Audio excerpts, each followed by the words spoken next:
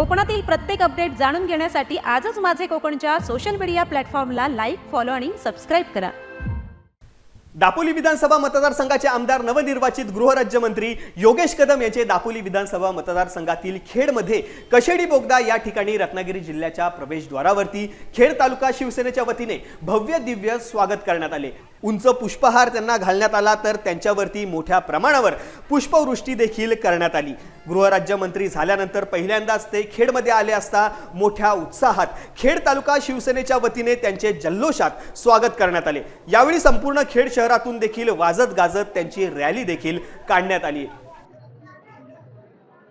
आणि त्यानंतर आज पुन्हा एकदा माननीय शिंदे साहेबांनी, फडणवीस साहेबांनी, अजितदादांनी आज मला संधी दिली आहे।